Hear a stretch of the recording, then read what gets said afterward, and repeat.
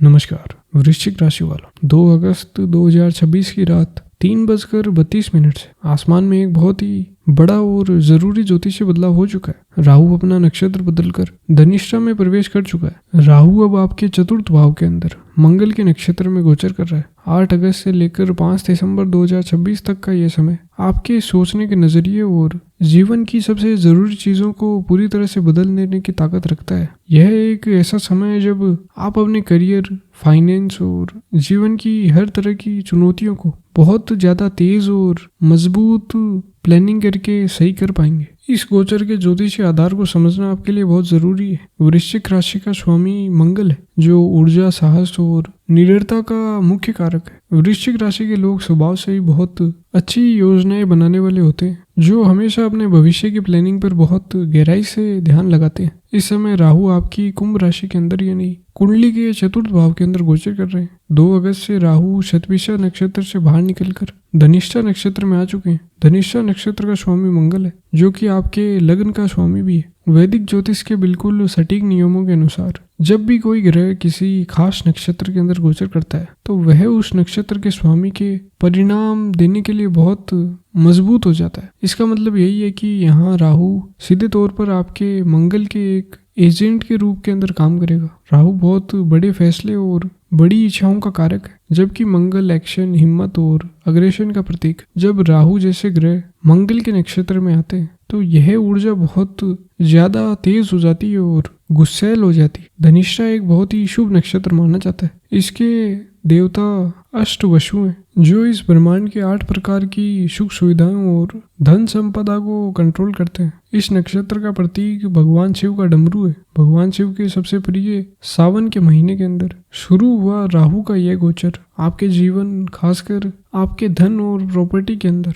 बहुत बड़े बदलाव लेने की एक साफ तैयारी कर रहा है। राहु का यह गोचर आपके चतुर्थ भाव के अंदर हो रहा है। ज्योतिष में चतुर्थ भाव हमारी माता का, हमारी मानसिक शांति का, हमारे घर का, प्रॉपर्टी का और हमारे कंफर्ट जोन का भाव होता है। मंगल के नक्षत्र में जब चतुर्थ भाव का राहु आता है, तो यह आपकी मानसिक स्थिति के अंदर एक लगातार बेचैनी और कभी न खत्म होने वाली असंतुष्टि पैदा करता है। आप अपने रोज के जीवन स्तर से बिल्कुल भी संतुष्ट नहीं रहेंगे। अगर आपके पास अपना घर है, तो आप उसे और बड़ा करने या फिर अपडेट करने की सोचेंगे। प्रॉपर्टी और रियल एस्टेट से जुड़े मामलों के अंदर खासकर अगस्त से लेकर नवंबर महीने के बीच आपके लिए बहुत बड़े सौदे होने की पूरी संभावना है। अगर पिछले समय के अंदर आपके घर का निर्माण कहीं रुका हुआ था या बैंक से लोन पास होने के अंदर रुकावटें आ रही थी, तो अब वो सभी रास्ते बहुत आसानी से खुलने लगेंगे। रियल एस्टेट या फिर कमर्शियल प्रॉपर्टी के अंदर निवेश करने के लिए भी यह समय आपको पूरी तरह से सपोर्ट कर रहा है। लेकिन यहाँ आपको एक बहुत जरूरी ज्योतिषीय चेतावनी भी याद रखनी है। मंगल आपके 6ठे भाव के स्वामी है, जो कि कर्ज और लिटिगेशन यानी कोर्ट कचहरी का भाव होता है। इसलिए जब भी आप कोई नई प्रॉपर्टी खरीदें, तो उसके कागजात और दस्तावेजों की बहुत बारीकी से जांच करें। राहु का धोखा और मायावी जाल आपको किसी विवादित जमीन के मामले के अंदर फंसा सकता है। इसके अलावा चतुर्थ भाव के अंदर राहु आपके लिए और आपके परिवार के मामलों के अंदर थोड़ा ज्यादा प्रैक्टिकल और नाप तोल कर बात करने वाला बना सकता है। आप अपने घर के मामलों को बहुत प्रोफेशनल तरीके से संभालने की कोशिश कर सकते हैं। मेरी आपको यही सलाह है कि आप अपने बिजनेस और करियर के अंदर गुस्से और तेजी को घर के दरवाजे से बाहर ही छोड़ कर आए। अपनी माताजी की सेहत का इस समय के अंदर विशेष रूप से ध्यान रखें, क्योंकि चतुर्थ भाव पर राहु का यह गोचर उनके लिए थोड़ा मानसिक तनाव पैदा करने वाला हो सकता है।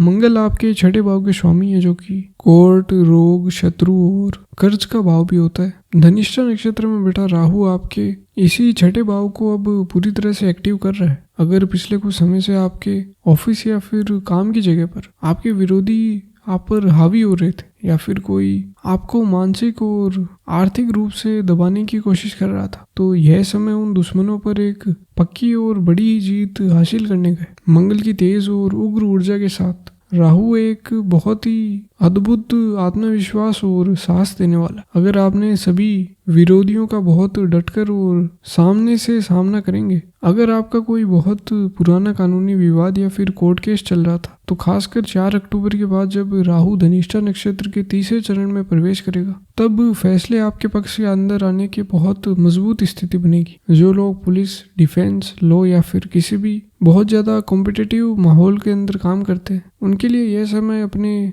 विरोधियों पर अपना पूरा दबदबा कायम करने का है। जहाँ तक कर्ज की बात है, तो जो लोग अभी भारी आर्थिक दबाव के अंदर फंसे हुए हैं, उनके लिए पैसे कमाने के नए और बिल्कुल अलग तरह से रास्ते खुलने के योग भी बने हुए हैं। राहु हमेशा अचानक और बिना सोचे हुए मार्ग खोलते हैं, जिससे आपके लिए अपने पुराने कर्ज चुकाने और पैसों की आज़ादी पर अपना हक पाने के लिए आपके रास्ते अपने आप से बनने लगेंगे। चतुर्थ भाव के अंदर बैठा हुआ राहु अपनी 7वीं दृष्टि आपके 10वें भाव यानी आपके करियर और प्रोफेशन के घर के अंदर सीधी डालता है। आपके 10वें भाव के अंदर सूर्य की सिंह राशि बैठी हुई है। राहु की यह दृष्टि आपके कामकाज के क्षेत्र के अंदर एक बहुत बड़े और अच्छे बदलाव लाने का एक साफ रास्ता है। अगर आपकी नौकरी के अंदर कोई उतार चढ़ाव चल रहा था या फिर आप कॉन्ट्रैक्ट पर काम कर रहे थे, तो यह समय आपके करियर के अंदर एक पक्की स्थिरता लेकर के आ सकता है। जो लोग बहुत ऊंचे सरकारी पदों पर बैठे हुए हैं या फिर बड़े सरकारी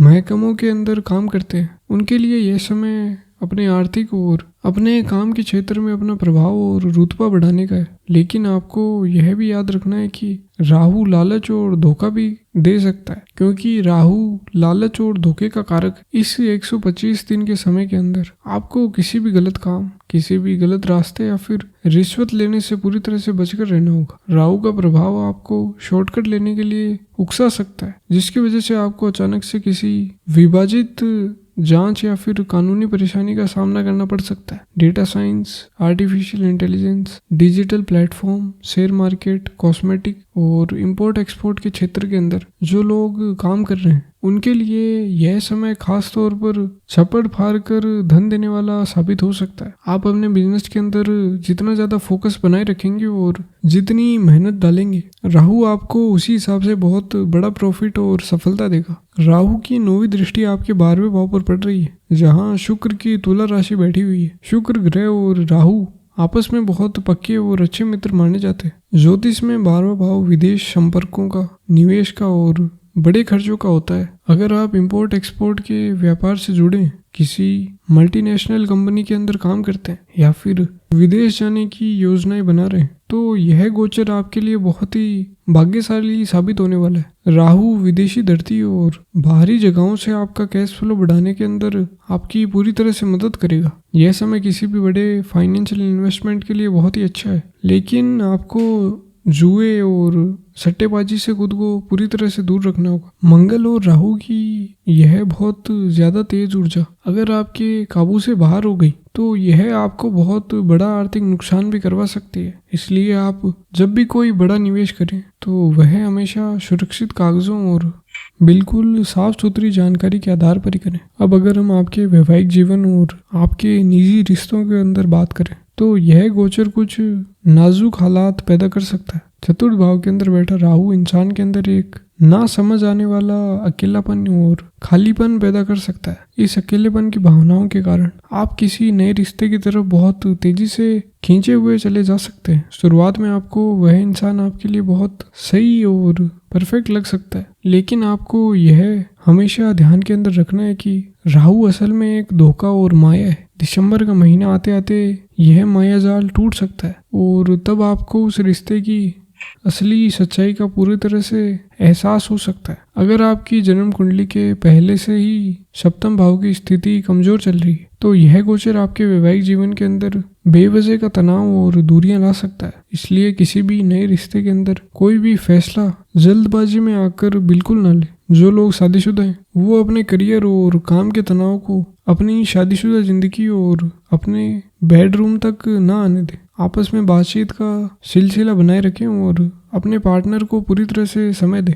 यह खास ऊर्जा अलग अलग उम्र के लोगों पर अलग अलग तरीके से काम करेगी। वृश्चिक राशि के जो छात्र और विद्यार्थी हैं उनके लिए यह समय एक बहुत ही सुनहरा मौका साबित हो सकता है। राहु और मंगल की यह युति आपको एक बहुत ही शानदार फोकस और हार न मानने वाली कॉम्पिटिटिव स्पिरिट दे रहा है। जो बच्चे मेडिकल, इंजीनियरिंग, डिफेंस या फिर यूपीएससी जैसी बहुत ही बड़ी परीक्षाओं की तैयारी कर रहे हैं उनके लिए यह समय अपनी पूरी ताकत सिर्फ और सिर्फ अपनी पढ़ाई पर लगा देने का है। आपका छठा भाव इस समय पूरी तरह से जाग चुका है। आपको बस खुद को ओवर कॉन्फिडेंस से बाहर निकाल कर और अपना पूरा ध्यान अपने लक्ष्य पर टिका कर रखना है। घर संभालने वाली महिलाओं के लिए यह समय घर के अंदर कुछ नए बदलाव या फिर रेनोवेशन का ला सकता है। घर के बाकी सदस्यों के लिए काम के स्ट्रेस की वजह से घर का माहौल थोड़ा गर्म या फिर अशांत रह सकता है। ऐसे समय के अंदर आपको बहुत शांति और समझदारी से हालातों को समझना होगा। जो लोग रिटायर्ड हो चुके हैं उनके ध्यान इस समय भगवान शिव की भक्ति और जीवन के गहरे रहस्यों को समझने की तरफ लग सकता है। अगर पैतृक संपत्ति यानी पुश्तैनी जायदाद का कोई मामला अटका हुआ था तो उसमें बहुत समझदारी से काम लें और परिवार की राजनीति से खुद को बचाए रखें। आपके स्वास्थ्य की बात करें तो राहु की दृष्टि आपको बिना बात का डर, बहुत ज्यादा दिमागी थकावट या फिर रातों को नींद न आने की समस्या दे सकती है। शरीर में ऊर्जा का स्तर बहुत ज्यादा होने के कारण आपको शारीरिक और मानसिक रूप से अजीब सी बेचैनी महसूस हो सकती है, जिसे एक सही रूटीन बनाकर कंट्रोल करना बहुत जरूरी है। इस बहुत तेज ऊर्जा को पूरी तरह से बैलेंस करने के लिए आपको कुछ बहुत ही सटीक और परखे हुए ज्योतिषीय उपाय अपनाने होंगे। धनिष्ठा नक्षत्र के देवता भगवान शिव हैं और इसका निशान है डमरू। अपनी मानसिक शांति बनाए रखने और अनजाने डर को मन से बाहर निकालने के लिए अपने घर के मंदिर के अंदर एक छोटा सा डमरू लाकर रख दें। हर सोमवार और शनिवार के दिन शिवलिंग पर जल और दूध जरूर चढ़ाएं। रोजाना ओम नमः शिवाय मंत्र का जाप करें। यह आपके मन और विचारों का संतुलन बहुत ही अच्छी तरह से बनाकर रखेगा। मंगल ग्रह की इतनी बड़ी ऊर्जा को सही जगह के अंदर लगाने के लिए हनुमान जी की पूजा करें। यह सबसे अच्छा उपाय है। जब भी आप किसी जरूरी काम से, किसी इंटरव्यू के लिए या फिर कोई बड़ी बिजनेस डील करने के लिए घर से बाहर निकलें तो घर की चौखट पार करने से पहले हनुमान चालीसा का पाठ जरूर करें। मंगल और राहु की इस गर्मी को सही रास्ता देने के लिए रोजाना फिजिकल वर्कआउट करना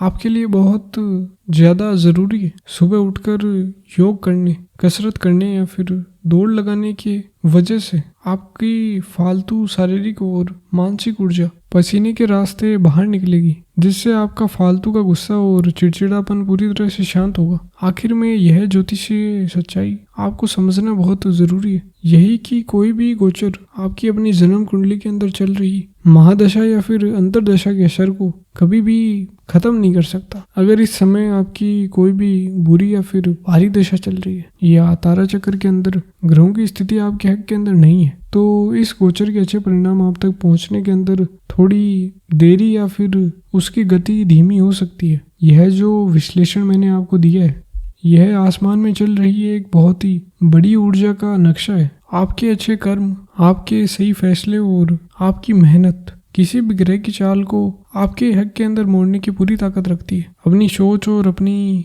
ऊर्जा को हमेशा सकारात्मक बनाए रखें और पूरे फोकस के साथ अपने तय किए गए लक्ष्यों पर पूरी तरह से फोकस बनाकर रखें। आज की वीडियो में बस इतना ही था। नमस्कार, धन्यवाद।